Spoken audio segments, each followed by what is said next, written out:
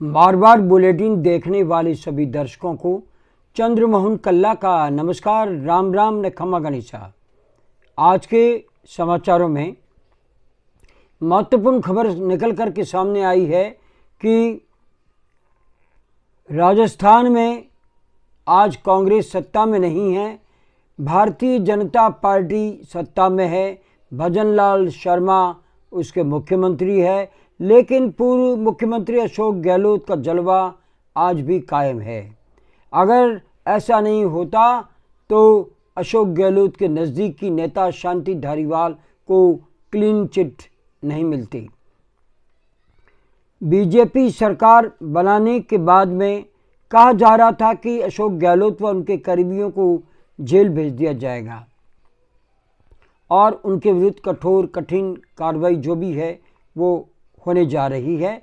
ये बार बार कहा जाता रहा था, लेकिन मुख्यमंत्री भजनलाल को आखिरकार अशोक गहलोत के करीबी नेता शांति धारीवाल को उस मामले में क्लीन चिट देनी पड़ी जो 10 साल पहले दर्ज किया गया था। आपको बता दें कि एकल पट्टे के मामले में इस क्लीन चिट को राजस्थान सरकार ने सुप्रीम कोर्ट में जाकर के दे दी है, जिसमें सरकार ने स्पष्ट कह दिया है कि इसमें वित्तीय नुकसान नहीं हुआ था। तब वसुंधरा राजे की सरकार थी और 29 जून को ये मामला एसीबी में दर्ज हुआ था और सुप्रीम कोर्ट तक पहुंच गया है। और इस मामले में वसुंधरा सरकार के समय भी सख्त कार्रवाई के संकेत थे, लेकिन वसुंधरा राजे सरकार के फैसले को दरकिनार करते हुए भजनलाल शर्मा ने जो फैसला और क्लीन चिट दिलवाई है वो चर्चा का विषय बनी हुई है। और सबसे बड़ी बात है कि इस समय लोकसभा चुनाव चल रहे हैं और भारतीय जनता पार्टी निरंतर कांग्रेस को, अशोक गहलोत को और बड़े बड़े नेताओं को घेर रही है। इस बीच शांति धारीवाल जो कि अशोक गहलोत के सबसे करीबी नेताओं में से एक माने जाते हैं, उन्हें क्लीन चिट मिलना वास्तव में चर्चा का विषय तो बनना ही था। और ये भी चर्चा हो गई कि भारतीय जनता पार्टी की मुख्यमंत्री रही वसुंधरा राजे के समय जब ये मामला बढ़ा और अब जाकर के भजनलाल सरकार के समय ही इसे ठंडे बस्ते में डालते हुए एक तरह से क्लीन चिट दे देना ये चर्चा का विषय बन चुका है।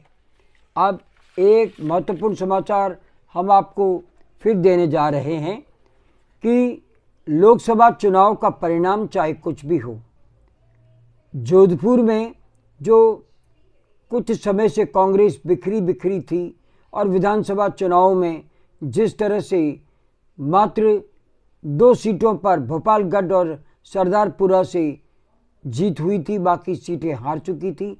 कांग्रेस संगठन बुरी तरह से बिखरा हुआ था। ऐसे समय में लोकसभा चुनाव में कर्ण सिंह उचाड़ा को जो टिकट दिया गया वो इतने मजबूत नेता निकलेंगे ये शायद किसी ने और अशोक गहलोत ने खुद ने भी नहीं सोचा था।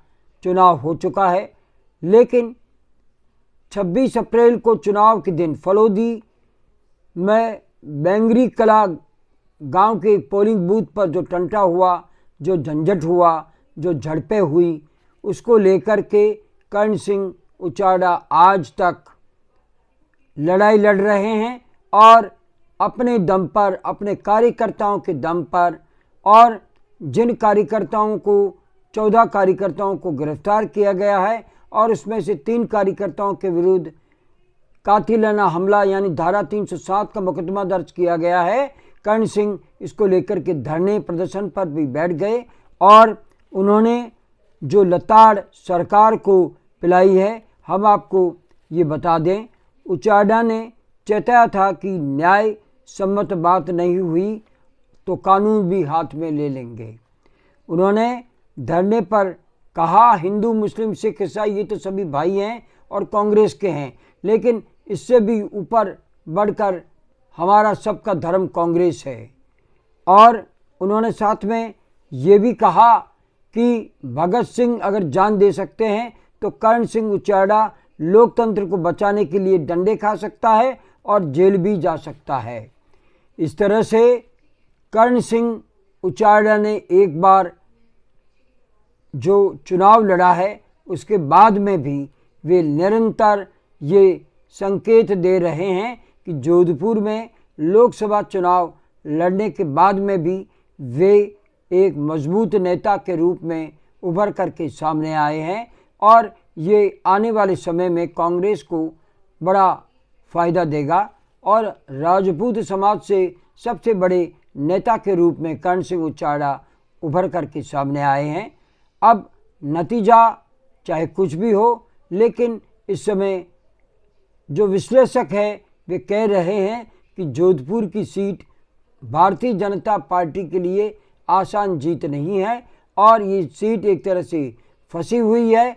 और जिस तरह से गांवों में कर्ण सिंह उचाड़ा को जमकर के वोटिंग हुई और शहरों में जिस समय तीनों विधानसभा क्षेत्रों में भी अगर हम माने तो कुछ हद तक शेखावत को, गजेंद्र सिंह शेखावत को अच्छी वोटिंग हुई है।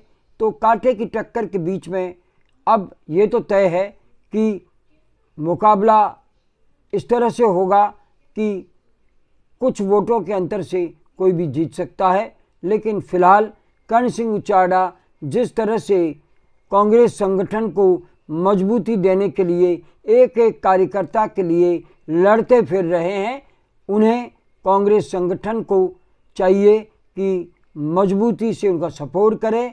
तो आने वाले समय में जोधपुर में अशोक गहलोत के गृह शहर में कांग्रेस और ज़्यादा मजबूती से उभर करके सामने आ सकती है।